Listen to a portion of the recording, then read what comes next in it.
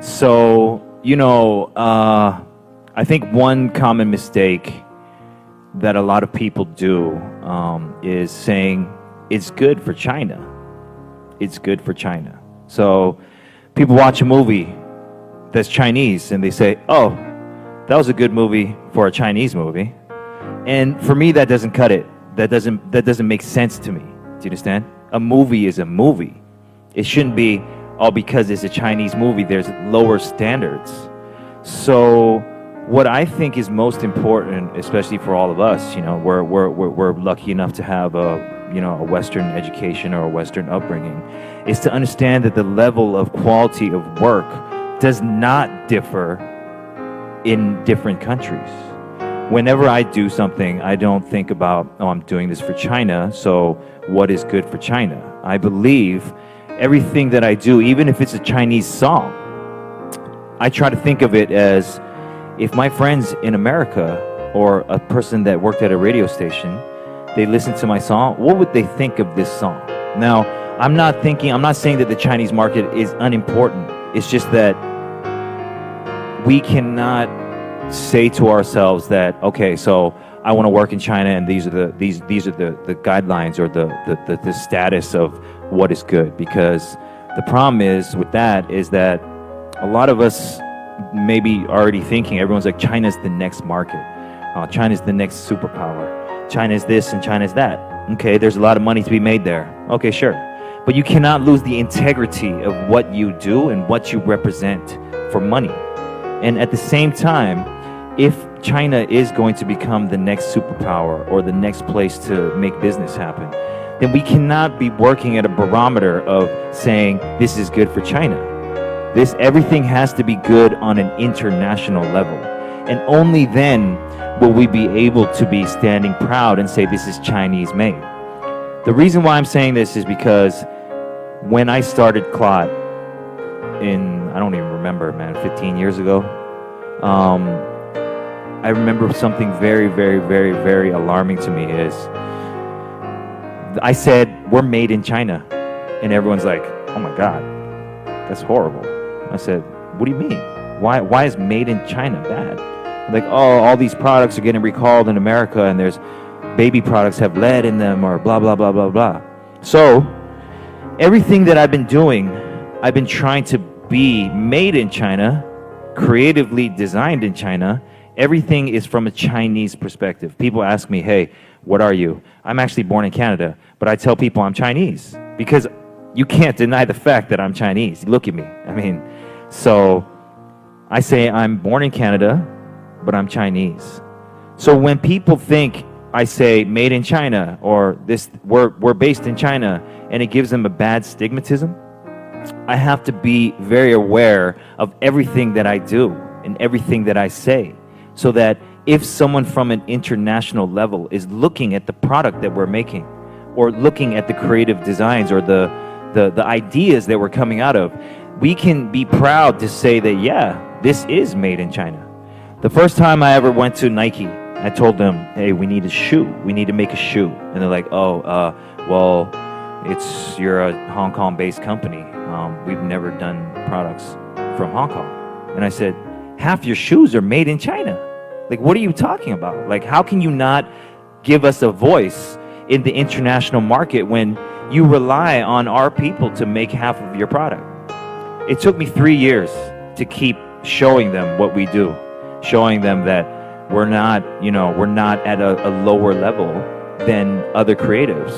So now, 10 years later, we're still making Nike shoes. We've made 6 pairs of Nike shoes, and our company is now signed to a Nike deal.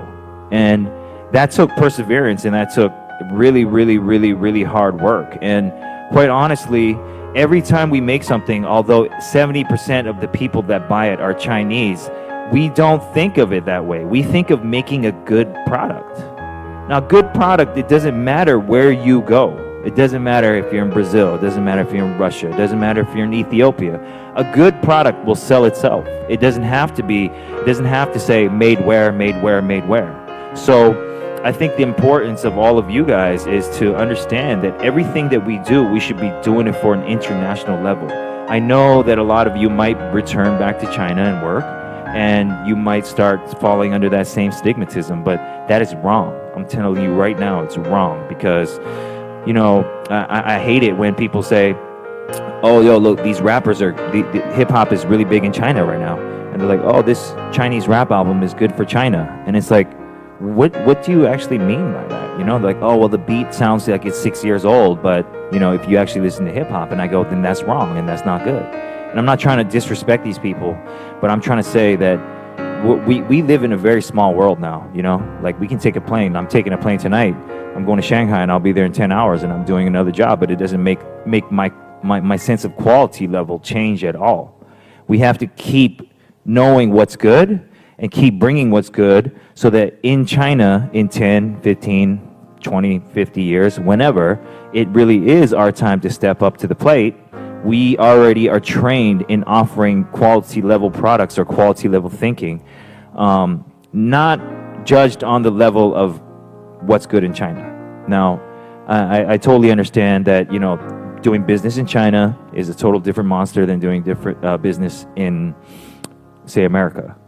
But I think one of the most important things is, in China, it's very hard to speak your mind. It's very hard to truly and essentially be yourself. But us being exposed to the internet, exposed to the world, when we go back, we have to really, really, really, really stay true to your real roots, and stay true to whatever your real inspiration and idea is. Because we are all global, and we're all the same people, even though our skin may be a different color. It doesn't make any difference. So doing something for China should be doing something for the world, and you should not lower your standards for that. So I feel like that's, you know, one of the most important things that I wanted to tell you guys today. Now, you know, they wanted me to talk to you about some design elements and stuff, and, you know, I think you can read about all that on the internet, but I think the most important thing is how to mesh what you know and try to kind of bring it into a larger conversation, so that everyone does not have to change what they want to do. I've never changed what I wanted to do. It's been hard, really hard. But now people are finally telling me that they think that I'm talented, and they think that I'm, you know, a hard worker. I mean, I haven't changed my work ethic in 10, 15 years. And I think that that's something that we all should take back is, you know, people might not understand what you're talking about or what you're thinking. But if you have a good idea, sooner or later, they're going to jump on and they're going to start giving you praise. And I feel like us as the next voice and generation for China, you know, where we're being, you guys are being educated in New York, one of the greatest cities in the world. When you go back, you should not forget what you've seen here, and not be like, oh, I'm back in China, and this is how I should act. No, you're a part of this world, and you should act the way that you want to act and represent the things that you want to represent. And, you know, I think that, you know, like, another good example of that is hip-hop music. I've been doing hip-hop music for 10, 15 years, and now all of a sudden it's super popular in China. So that's an example of my perseverance and my belief in my work. And, you know, I think one of the most important things I've ever learned is, if you find a job that you love, you really don't have to work anymore, because, you know, every day I wake up and I'm doing work. Yeah, I'm doing work. I'm consulting for this brand, I'm recording this song, I'm designing the shoe, but it's not really work to me. It's because it's something that I love, it's something that I'm passionate for, it's something that I want to tell the world. So I think what's most important also that I wanted to tell you is, you know, it might be that tech is really in right now, or I don't know, basketball or something, right? And you're like, oh, I'm gonna go to that market and try to make some money. 9 out of 10 times you will lose, because you're only trying to do it for finance. Finance is secondary. Passion is first. Because, like I said, if you have passion for something, no matter how hard it is, it's all worth it. But if you're just trying to look for a dollar bill, there's a lot of places you can find easy money. But if you're trying to do something for 10 to 15 years, or for your lifetime.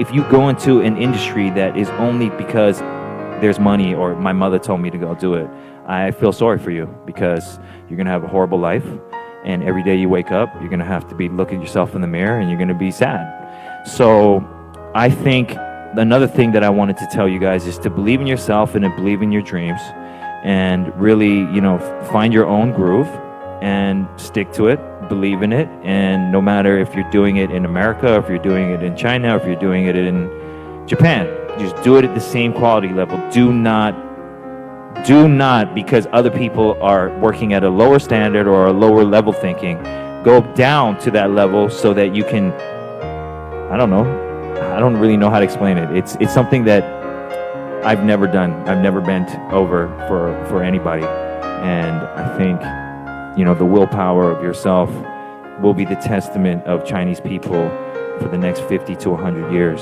And I think that we are the most important people right now in the world, because we have a great chance, and we have one of the largest nations. We're becoming more and more important on the international level. And what is most important is the next generation, because right now I can pinpoint so many things that when I go to China, what I think are wrong. A lot of people say, "Hey, Edison, you can't change this." And I said, "Yeah, but I'm gonna try. And even if I don't succeed, if I've inspired this guy right there, and he's the next guy, then I've done my job, because it doesn't have to happen in my lifetime, and it doesn't have to happen on myself. As long as I really believe in something, I hope that in the future it will change." So I believe that us as a people, we have a very, very large responsibility to pinpoint what we think is wrong, and to pinpoint exactly how we're going to make those changes. Now, like I said, it might not happen in your lifetime, but we are the force to make that wave start going. So I believe one day we really will be maybe the most influential, most powerful country in the world. But it's up to you guys, really. I mean, I'm 37. I'm old. So you guys are the young ones. So hopefully you guys can really follow your dreams, understand what the level of quality is, and keep at it, because no one else will have the opportunity like us, because when we finish school, we go back and it's a whole different playing level, and we need to influence the people over there to start understanding the values, the rights that we believe in. And I think that, that's the most important thing that I can tell you. I can tell you about a story I had filming a movie or recording a song, but I don't really think that matters. I think what matters is to be able to inspire the next generation to do better, to make a difference. And that's why today I decided to come here and speak to you guys, because you guys are way too important, and you guys might not understand that, especially if you guys are planning to go back into China and work. You guys are the voice of reason. People don't understand what we're talking about a lot of the time there. And it'll take patience, and it'll take kind of, due diligence for you to really make them understand, but it's worth it, number one. And over time, I really believe that they will change and they will listen. So, there's good things and bad things everywhere. There's good things and bad things in America. There's good things and bad things in China. Take the good and try to make it better, and try to make people better. And I think that that's the most important thing. So I also think that, another thing I wanted to talk about is a lot of people always, an example I wanted to show you is, I don't have a PowerPoint, I'm sorry, but there's a thing happening in Los Angeles called Complex Con. And Complex Con is supposedly a street, convention. They say all the best brands and all the best musicians and all the best people are gathering in Los Angeles in November. I'm not doing promotion, I promise you I'm not. But next week in Shanghai, I'm doing something called Intersect. Now, everything that I do it like I'm doing it for IMAX. I know that sounds funny, because when I was a kid, everyone says, we got to do something You got to do it like you're doing it for TV. But I guarantee you that if you look at the lineup and you look at what we do in Shanghai, we are beating Los Angeles, and we're beating everyone else in the world that's trying to do it. And that's because of the perseverance of what I believe in and not bending over for the dollar bill and actually trying to present something that's really great and true and inspiring. So I believe that we are already on that page and we're already making it there. But like I said, in a few years, I'm already going to be retired and hopefully living on an island, suntanning.